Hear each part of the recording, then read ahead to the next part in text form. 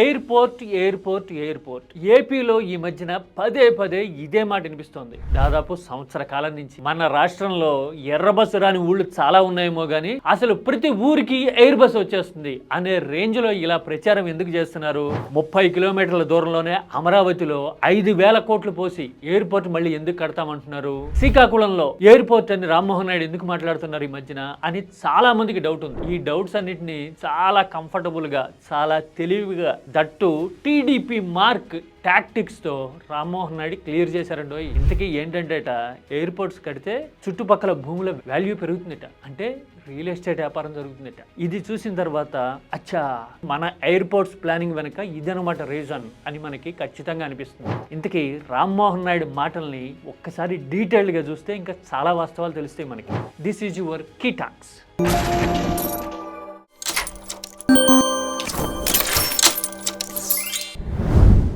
ఏపీలో ఈ మధ్యకాలంలో ఎయిర్పోర్ట్స్ మీద చాలా స్ట్రెస్ చేస్తూ ఉన్నారు. కేంద్రంలో టీడీపీ తీసుకున్న 2 శాఖల్లో ఏవియేషన్ ఒకటి. మామూలుగా అసలు ఏవియేషన్ అనే శాఖకి ఇప్పుడు ఎగ్జిస్టెన్స్ ఏముంది? ప్రభుత్వ రంగంలో ఉండే ఎయిర్ ఇండియాని ప్రైవేటైజ్ చేసిన తర్వాత అసలు ఏవియేషన్ మినిస్ట్రీ ఎందుకు అని మహువా మొయిత్రా లాంటి వాళ్ళు పార్లమెంట్ ని రీసౌండ్ వచ్చేలాగా అడుగుతూ ఉంటారు. మనమేమో ఏరి కోరి ఆ శాఖ తీసుకున్నాం, మరి ఎందుకు అంత ముచ్చట నాకైతే అర్థం కాల. తీసుకున్న దగ్గర నుంచి ఇక ఏపీలో కొత్తగా 5 ఎయిర్పోర్ట్లు కడతాము అని ప్రచారం చేస్తే చాలా మంది ఆశ్చర్యపోతూ ఉన్నారు. ఆల్రెడీ ప్రతి 3 జిల్లాలకి ఒక బ్రహ్మాండమైన ఎయిర్పోర్ట్ ఉంది. కాకపోతే ట్రాఫిక్ లేక విశాఖ లాంటి చోట్ల కూడా సర్వీసెస్ ని నిలుపు చేస్తున్న పరిస్థితి కనబడుతోంది. విజయవాడ టు విశాఖ ఫ్లైట్ కనెక్టివిటీని పెంచండి అని మన పార్టీ ఎమ్మెల్యేలే గంటా లాంటి వాళ్ళు మాట్లాడడం మనం ఆల్రెడీ చూసాం. ఇలాంటి సిచ్యువేషన్ లో ఏవియేషన్ మినిస్టర్ గా ఉన్న రామ్మోహన్ నాయుడు విశాఖకి జస్ట్ 120 కిలోమీటర్ల దూరం ఉంటుందేమో గట్టిగా శ్రీకాకుళంలో ఎయిర్పోర్ట్ కడతాను అని చెప్తున్నారు. ఎందుకంటే ఆయన ఏవియేషన్ మినిస్టర్ కాబట్టి బహుశా అలా అంటున్నారేమో.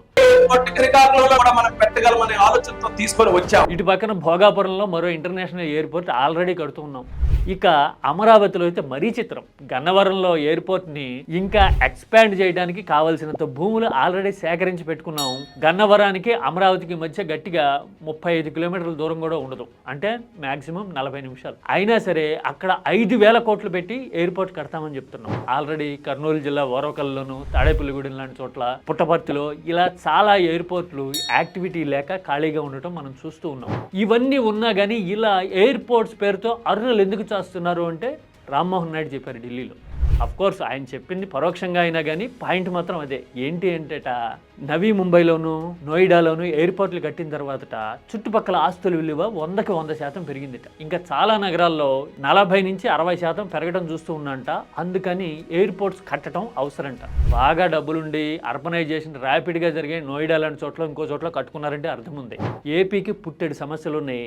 రాజధాని పేరుతో మనం లక్షల కోట్ల అప్పులు చేస్తున్నాం.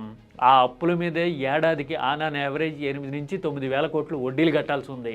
ఆ తర్వాత మనం ఇచ్చిన హామీల్లో కత్తెరలు పెట్టడం మీద జనం గగ్గోలు పెడుతూ ఉన్నారు. అన్నిటికీ మించి డెవలప్మెంట్ విషయంలోనూ ఆర్థిక పారామీటర్లలోనూ ఏపీ పరిస్థితి అంతంత మాత్రంగా ఉంది. ఇలాంటప్పుడు ఈ ఎయిర్పోర్ట్లు అంటూ 1,000 కోట్లు ఖర్చు పెట్టే ప్రాజెక్టులను పట్టాలెక్కిస్తాము అని పబ్లిసైజ్ చేసుకోవడం ఎందుకు అంటే answer is very simple. Real estate కోసమా? భూముల వాల్యూ పెరుగుతుందనా? అరే అంటే మన దగ్గర ఏం ప్రయారిటీస్, అసలు జనం ఏం కోరుకుంటున్నారు, ఇమ్మీడియట్గా జరగాల్సింది ఏంటి, మనం చెప్పింది ఎంతవరకు చేయగలుగుతున్నాం అనే విషయాన్ని వదిలేసి మనం ఇలా రియల్ ఎస్టేట్ దృష్టికోణంలో ఆలోచించడం అనేది నిజంగా షాకింగ్గా అనిపిస్తూ ఉంది. బహుశా ఒక్క ఏపీలో మాత్రమే ఇలాంటి సిచ్యువేషన్ జరుగుతుందేమో. నేను ఇంతకుముందే ఒకసారి చెప్పా, మనం బెల్లం దుకాణం నడుపుతున్నంత మాత్రాన అన్నం మానేసి బెల్లం తినకూడదు, తినలేం కూడా. అవును కదా? మన చేతిలో ఏవియేషన్ మినిస్ట్రీ ఉన్నంత మాత్రాన జిల్లాకు ఒక ఎయిర్పోర్ట్ అని చెప్పి 1,000 ఎకరాల భూములు సేకరించి వాటి మీద 1,000 కోట్ల బడ్జెట్ పెడితే రాష్ట్రం మీదే భారం పడుతుంది. ఆ పర్యవసానాలు భవిష్యత్తు మోయాల్సి ఉంటుంది. అంటే ఏపీ ఫ్యూచర్ జనరేషన్ దెబ్బతింటే ఇలాంటి ప్రయత్నాల వల్ల. అవునా కదా?